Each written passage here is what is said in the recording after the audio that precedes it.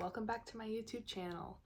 Today I'm going to be going through a list of my favorite pieces of endurance gear and my favorite products. And then at the end of the video, I will be going through my wish list of things that I want to buy. Okay, to start off, Metro has a saddle that is made for Western. It had Western rigging, still does, but I don't like Western rigging. He is incredibly hard to fit a saddle to. This is like the only one that I've ever found that works. Ironically, it's also the first one I ever bought, but it didn't fit him when I bought it. It does now though. Horses, am I right? Okay. So because I don't like Western rigging, I was like, because it actually came undone at a ride one time. We were like on mile 7, I think, and I looked down and my girth is completely off. It's totally off. The latigo came undone and yeah, my girth just came off. So I was actually riding without a girth for like a solid mile. So don't ever tell me I don't have good balance. After that ride, I was like, I can't do this anymore. Also, Western rigging, it takes longer to undo and do back up, in my opinion.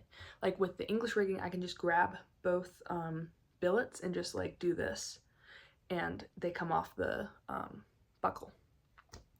So it's easier for me to pull tack off at vet checks. So I got from Two Horse Tack the leather centerfire rigging billets, which are for a centerfire setup, but I don't have that, but it still works fine on the same ring. Like centerfire is where you have two rings here and it connects like this, so it makes a V to the girth. I don't have that. Tried it, it was kind of complicated, decided not to do it. So anyways, those work really well. I'm going to also put them here. Haven't had any problems with them, and I can take them off and clean them. They're super easy. Yeah, love them. Okay, number 2.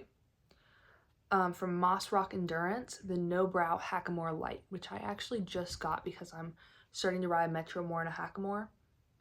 And I didn't like how his other bridle was kind of getting close to his eye. It wasn't going in his eye, but it was making me really nervous. Every time there was pressure put on the Hackamore, it would like pop up into his eye.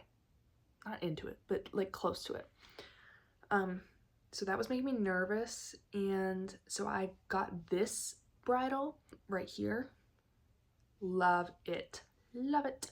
It has a ring and the chin strap pulls that ring down away from the eye. It's perfect. I have not had any problems with it yet. And it's super light. It's not a lot on his face, which I love because I think a lot on his face makes Metro kind of angry. Like it gets him irritated, which I don't blame him. He gets overstimulated. So love this. Highly recommend if you ride in a Hackamore. Number 3 is the Beta Biothene add-on headstall from Distance Depot. That's what I was riding Metro in before I got a Hackamore, and that's what I ride Maxi in. It just snaps on to the halter, and yeah, it's so easy. It's just one strap. It's not a lot on their face. It's not heavy. It looks clean and neat. You can get it, I'm pretty sure you can get it, yeah, you can get it in thin or wider material. So you have options there. Really great. It's simple. You can also get it in different colors, but I just got the black one. I'm kind of moving towards getting less colorful tack, and I know that's like in endurance everyone has colorful tack and I'm kind of a party pooper, but I kind of like when my horses are really pretty, so when I put like a lot of loud tack on them, I feel like sometimes it takes away from how pretty they are. Sue me.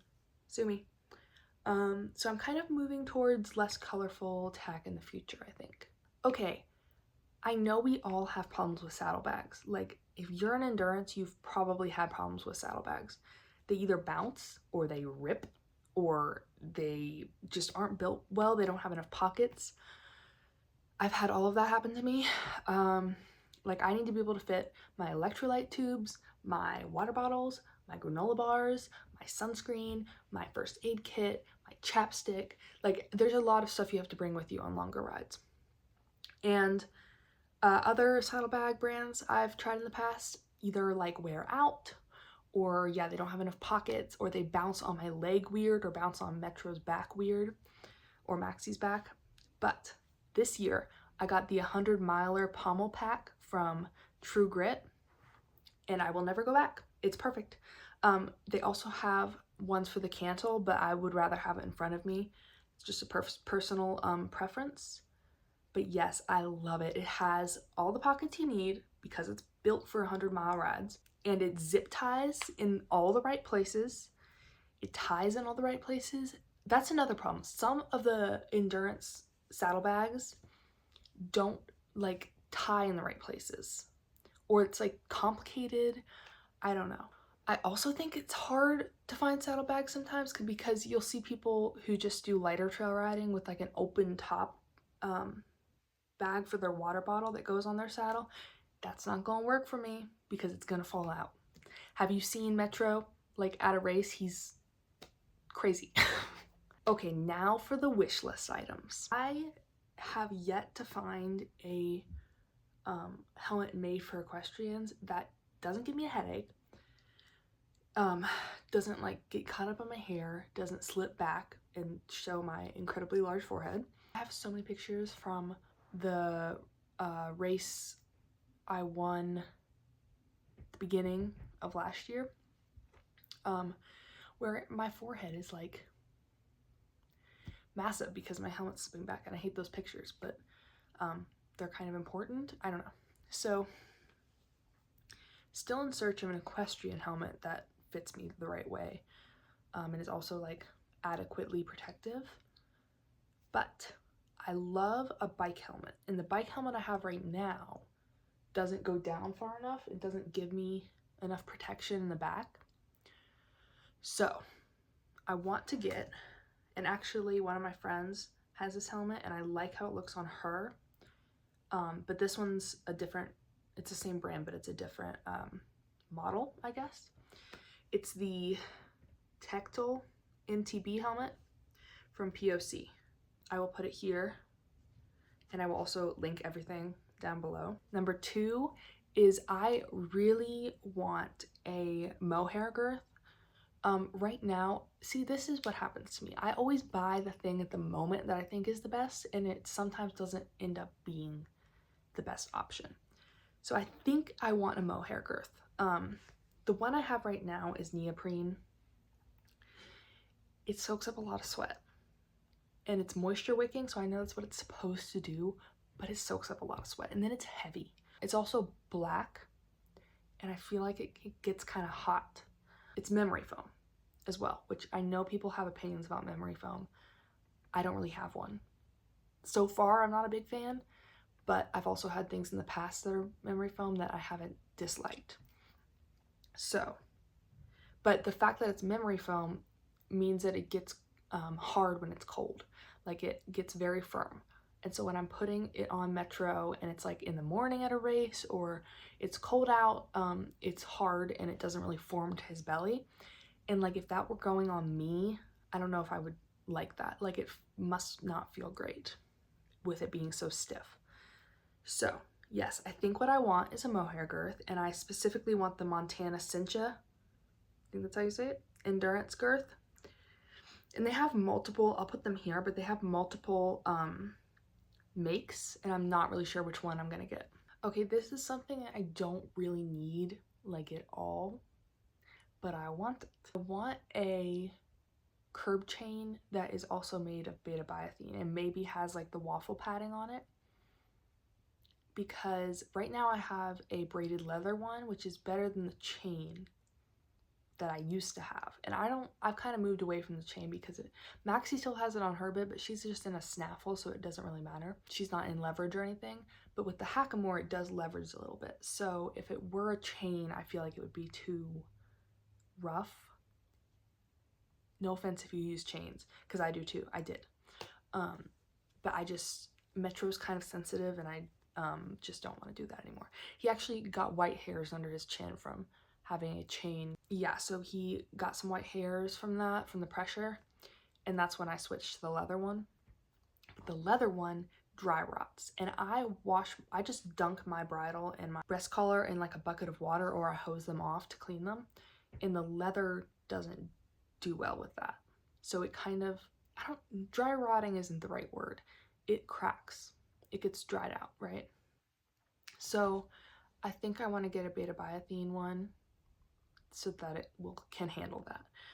And then it'll all look like congruent. I'll just get a black one and then it'll all look nice. Okay, this is something that isn't really a wish list item and isn't really something I love, but it's something that I want to find. A really good endurance riding boot or shoe, because I have pretty wide feet and like weird feet. It's like flat but also has a high arch.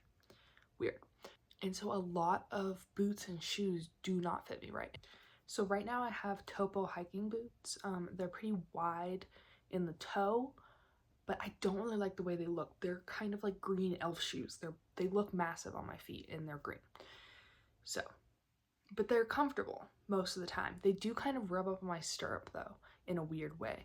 And I used to have what are those called? Ariat boots. The terrain waterproof boot. My mom also raced and rode in those a lot, but something changed with my feet. I don't know if I grew or what the deal was, but they don't work for me anymore. They kind of make my pinky toe sore. Weird. So I'm really I want one with a heel just for aesthetic purposes, and one that isn't so out there, you know, that's maybe a darker color.